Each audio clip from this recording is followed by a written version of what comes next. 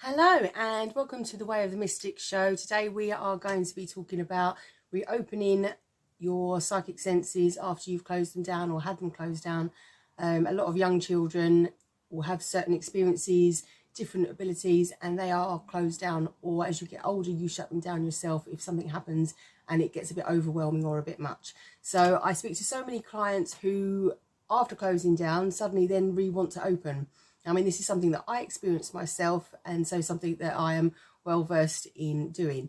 So a lot of people, once they start trying to reopen up again, it's almost like starting completely from scratch. But in fact, that you're worse off because you've closed it down. You're not just opening up, you're uncovering and breaking down all the blocks and the reasons why you shut down in the first place. So steps are small, steps are slow, and steps are hard. It takes commitment and time, and you will feel like you are inching forward, and it's only when you look back you'll see how far you've come. Every step that you're taking forward into reopening is going to be a massive step. It's about trusting yourself, believing in yourself, and having the knowledge that you are safe. It is okay for you to be powerful. It is okay for you to see the psychic senses. You see with the psychic senses. So many people, where they've had a bad experience, they panic, and it's that panic that is a block and it stops it. So meditation, calming music, self-healing, sound bowl therapy, these are all great things. Anything that's going to get you into a calm, relaxed, almost meditative state, that theta state, that allows your brain activity to start kicking up and start working again, and to allow your supernatural gifts to come through. You can work on all your other gifts, so your intuitive gut. So when you're walking into a room, you know how the situation is, if it's going to be really happy or if it's a negative situation. So anytime that you are getting gut instinct, intuition, follow it. If you're getting a message in any way, some people will hear things, see things, or just know things. Any kind of message that you receive, say it. And if you feel like you're not trusting yourself enough to say it, write it down. Because when you acknowledge and receive and give the messages that you're given, you will get more. The more you're trusting, the more you're believing, the more you're accepting, that is going to smoothly move your journey along a lot easier. The other problem, the other block that people come across is that they are trying too hard. They know that they can do it. They know that they have done it.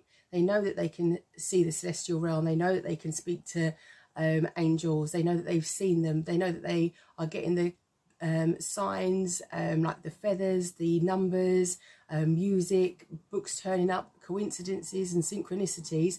But they are trying too hard to hear. They're trying too hard to see. They're trying too hard to know.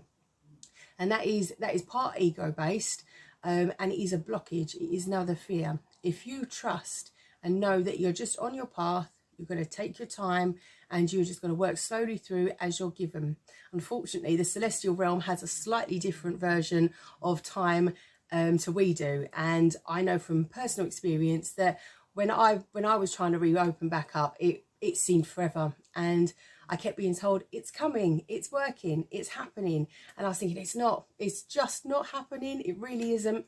And then I'd look back and I'd see how much I was doing. I started doing Reiki, and that's what started to reopen everything back up. And for me, that was the first step.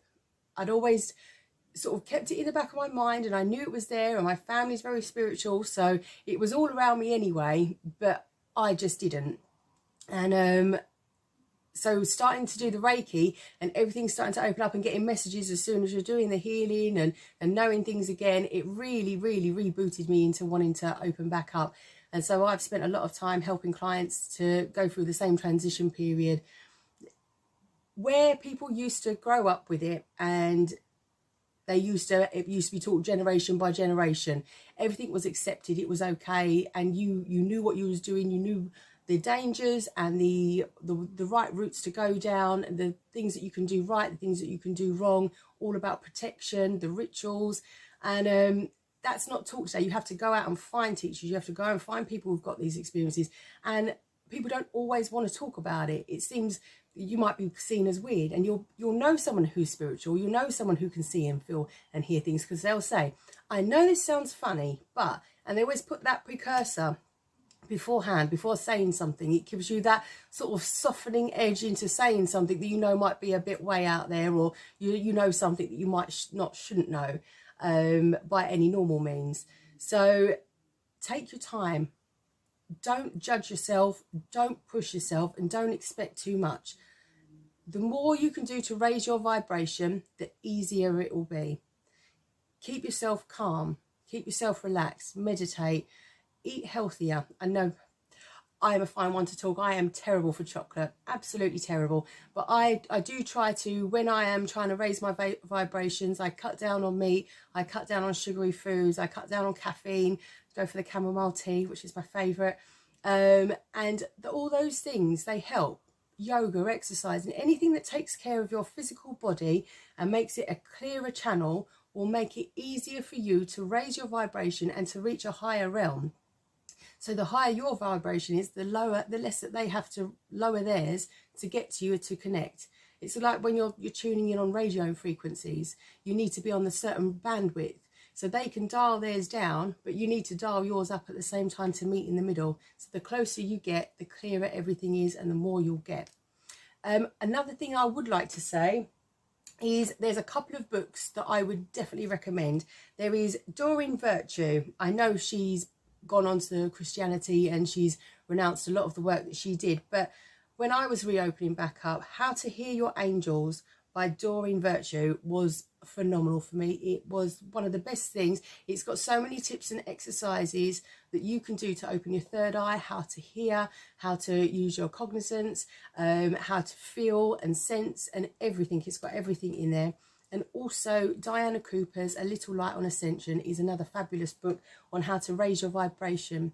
Because as I said, raising your vibration is going to be the best way for you to start reopening back up. Keep a journal. Write down any dreams and messages you get. Keep it by your bed or keep it in your bag. Keep it somewhere that's handy, and journal everything. I did have journal books for everything, all different ones for tarot, ones for dreaming, ones for healing, ones for alchemy. And so I have to break everything down, otherwise I start getting confused where it all is. But you can have it in one book or you can have it in several, however is easiest for you. Anyway, let me know how you get on with your experiences with opening up. If there's any way I can help, drop me a message and I will do everything I can to help you. See you soon. Thank you. Bye.